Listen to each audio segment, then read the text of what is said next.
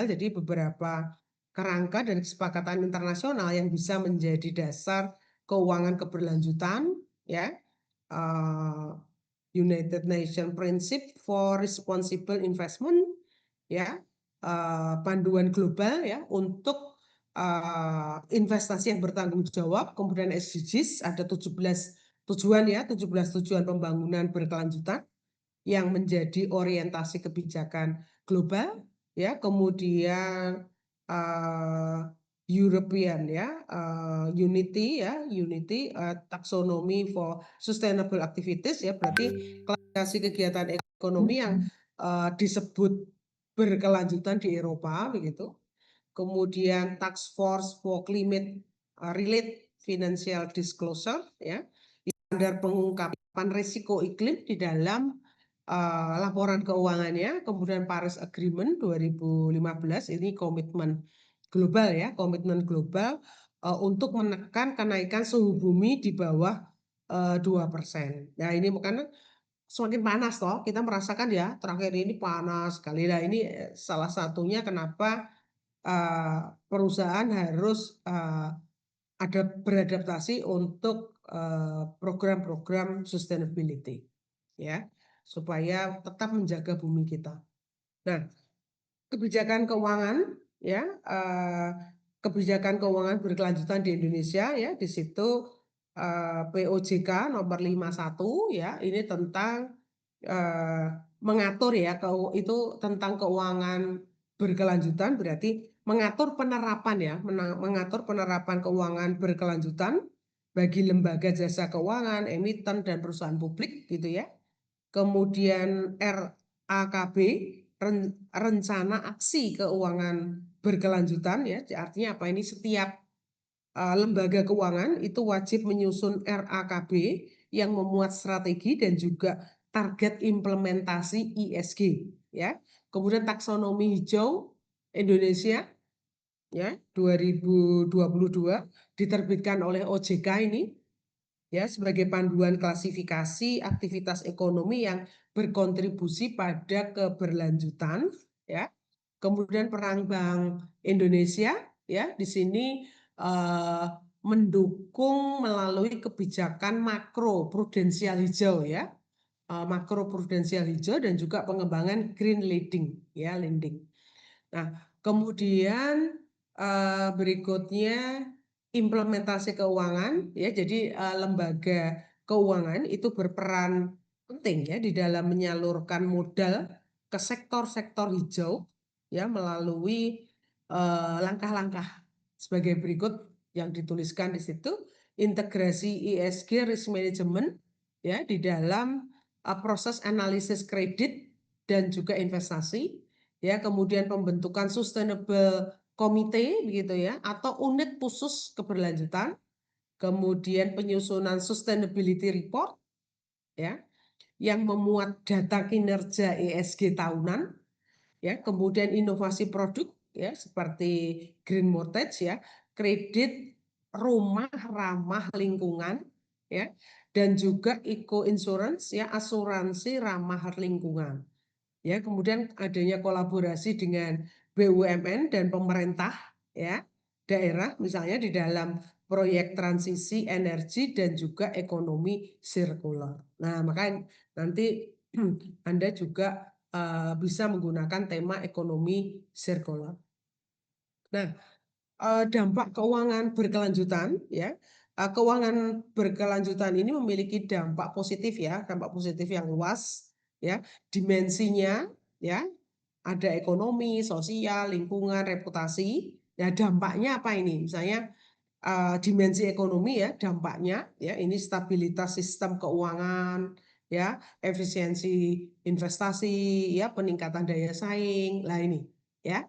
Itu ekonomi. Kemudian dimensi sosial ini tadi inklusi keuangan. Jadi akses keuangan bagi masyarakat rentan.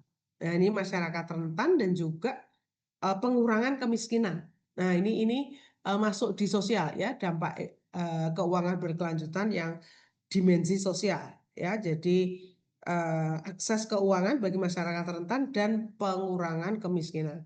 Kemudian untuk dimensi lingkungan di sini pengurangan emisi karbon begitu ya, dan juga konservasi sumber daya alam ya, efisiensi energi. Kemudian dimensi yang keempat adalah reputasi. Nah, dampak utamanya adalah meningkatkan citra perusahaan ya, citra positif ya perusahaan, dan juga kepercayaan investor ya, dan juga stakeholder. Sehingga perusahaan yang menerapkan ESG ya itu terbukti memiliki resiko lebih rendah ya, resiko lebih rendah, dan juga return jangka panjang yang lebih tinggi ya. Ini berdasarkan acuan dari Bloomberg 2023. Nah, tentunya itu sustainable financial itu ada tantangan dan hambatannya juga ya. Ini meski potensinya besar ya, sustainable finance, tetapi implementasi keuangan keberlanjutan ini menghadapi beberapa kendala. Antara lain ini ya, ada greenwashing ya, jadi praktek manipulasi citra hijau tapi tanpa bukti nyata. Ini banyak ya, banyak yang melakukan ini ya. Jadi praktek manipulasi, pura-puranya sudah citra hijau tapi padahal dia tidak melakukan ya, karena tidak ada bukti nyatanya ya.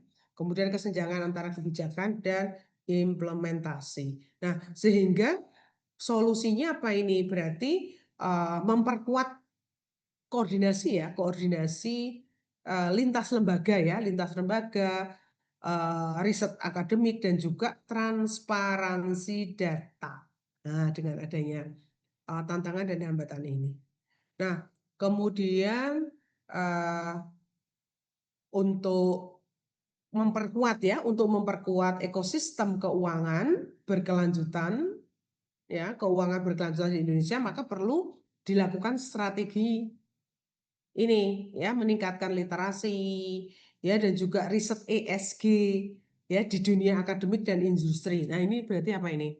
Anda nanti bisa tema ya, tema tesisnya itu dikaitkan dengan ESG, begitu loh maksudnya ya. Jadi karena di sini harapannya untuk memperkuat ekosistem keuangan berkelanjutan ya di Indonesia, maka strateginya antara lain ini tadi, riset-riset yang terkait dengan ESG itu harus ditingkatkan ya. Kemudian mendorong inovasi instrumen pembiayaan hijau ya, seperti sukuk hijau ya, dan juga blended finance ya. Kemudian integrasi ESG dengan kurikulum pendidikan bisnis dan keuangan gitu. Kemudian pemberian insentif fiskal ya, dan pajak bagi proyek hijau begitu ya, insentif pajak hijau. Kemudian kolaborasi triple helix ya, pemerintah, swasta, akademisi begitu ya, untuk mempercepat transisi hijau ini. Nah, ini ya. Jadi nanti harapannya teman-teman temanya ESG begitu ya. Oke, nah maka penutupnya di sini artinya apa?